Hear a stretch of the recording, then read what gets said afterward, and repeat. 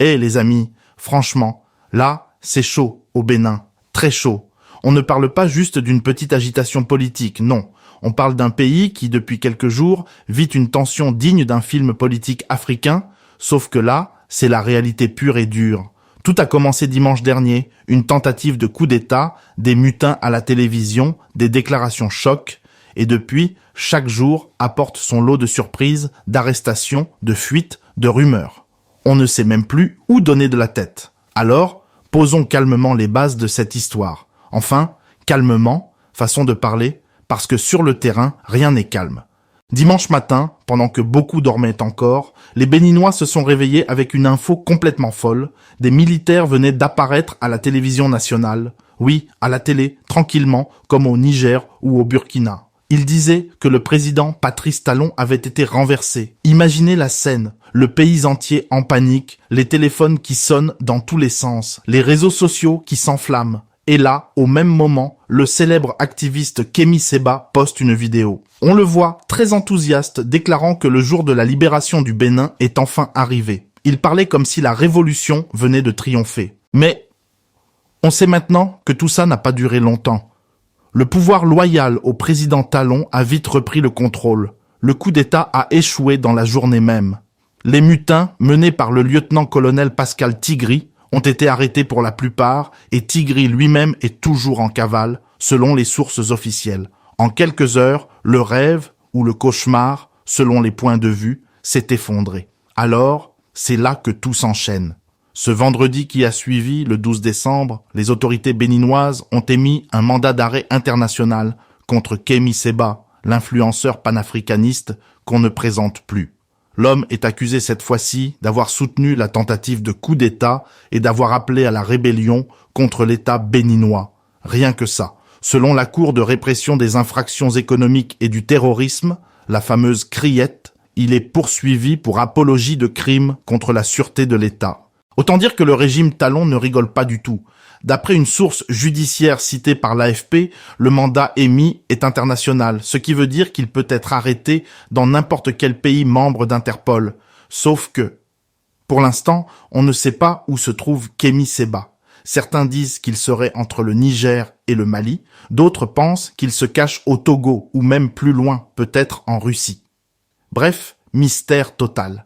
Alors, parlons un peu de Kémi Séba. De son vrai nom, Stelio Gil Robert Capo Chichi, il a 44 ans et il s'est fait connaître ces 15 dernières années pour ses discours anti-impérialistes virulents.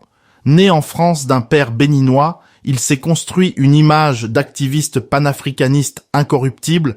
Dans ses vidéos, dans ses tournées à travers l'Afrique, il dénonce sans relâche la France-Afrique qu'il considère comme une domination déguisée de l'Afrique par Paris. Avec son ONG Urgence panafricaniste, il a organisé des campagnes médiatiques, des mobilisations, souvent très spectaculaires. Il a même brûlé un billet de 5000 francs CFA à Dakar en 2017, en protestation contre la monnaie qu'il qualifie de coloniale. Résultat, interpellations multiples, expulsions à répétition, Côte d'Ivoire, Sénégal, Guinée, on ne compte plus les fois où il a été refoulé. Kémi Séba, c'est aussi un homme de réseau. Son influence sur les réseaux sociaux est massive, plus d'1,5 million d'abonnés au total sur ses différentes plateformes.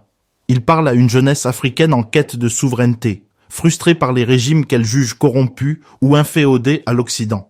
Et il séduit aussi certains militaires, surtout dans les pays du Sahel. Ce n'est pas un hasard si la junte du Niger lui a récemment octroyé un passeport diplomatique, un symbole fort. En revanche, ce qu'on lui reproche depuis quelque temps, c'est d'être trop proche de la Russie.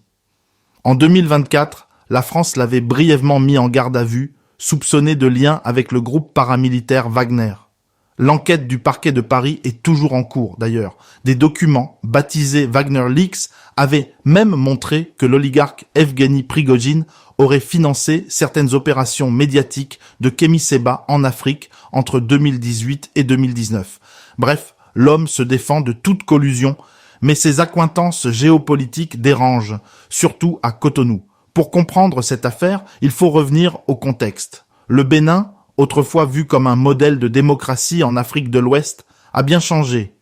Sous Patrice Talon, le climat s'est durci. Oui, les chiffres économiques sont bons. Infrastructures, projet de développement, attractivité pour les investisseurs étrangers, d'accord. Mais politiquement, beaucoup dénoncent un virage autoritaire.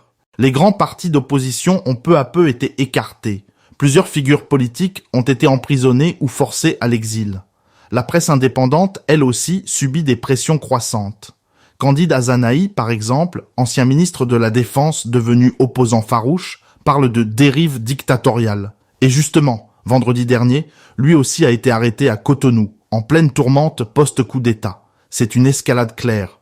Tout ce qui bouge est désormais perçu comme une menace. L'arrestation de Candide Azanahi a choqué parce que c'est un homme respecté qui a longtemps travaillé avec Patrice Talon avant de rompre avec lui. Il dirige aujourd'hui le parti Restaurer l'Espoir et il ne se cache pas pour critiquer la gestion du pouvoir. Pourtant, ce vendredi, il a été interpellé par la police. Officiellement, aucune raison précise n'a été donnée. Officieusement, tout le monde sait que c'est lié à la tentative de putsch du 7 décembre.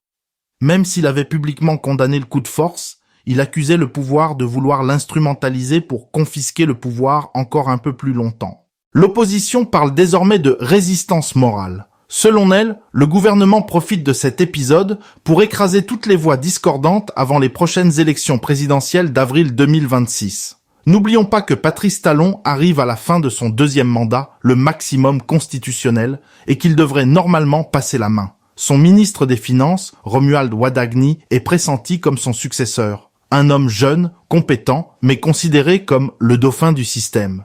Et comme par hasard, tous les partis d'opposition susceptibles de le concurrencer ont été écartés pour manque de parrainage. Vous voyez le tableau. Et là, on arrive à une question qui hante tout le monde depuis cette fameuse nuit du putsch. Était-ce un vrai coup d'État ou une mise en scène? Beaucoup de Béninois en doutent. Parce qu'il y a trop d'incohérences. Selon le gouvernement, des mutins lourdement armés auraient attaqué la résidence du président. Il y aurait eu des échanges de tirs, des chars, des blindés. Pourtant, aucune vidéo, aucune image claire ne circule. Et puis, détail troublant, les autorités disent qu'il y avait plus de 200 assaillants, mais à la fin, seule une poignée ont été arrêtés, un est en fuite et les autres auraient disparu avec leur mort. Sérieusement, pour des gens supposément encerclés, ça paraît plutôt invraisemblable. Des analystes estiment donc que ce coup d'État pourrait en fait avoir été un prétexte. Un moyen de consolider le pouvoir à l'approche de la présidentielle. De lancer une chasse aux sorcières contre l'opposition, les activistes, les journalistes et tous ceux qui remettent en cause le régime. Bien sûr, le gouvernement dément fermement ces accusations, parlant de rumeurs mensongères répandues par les ennemis du Bénin, mais le malaise est réel. Dans les rues de Cotonou, de Porto Novo, de Parakou, les gens parlent à voix basse. Personne n'ose commenter trop fort l'affaire Kémy Séba ou celle d'Azanahi. Il y a cette impression qu'il ne faut pas dire des choses, que le climat est sous contrôle. Certains journalistes, craignant des représailles, évitent carrément le sujet. Sur les réseaux sociaux, les publications de soutien aux opposants disparaissent bizarrement quelques heures après leur mise en ligne. Ambiance lourde. Et pourtant, malgré cette peur, une colère sourde monte.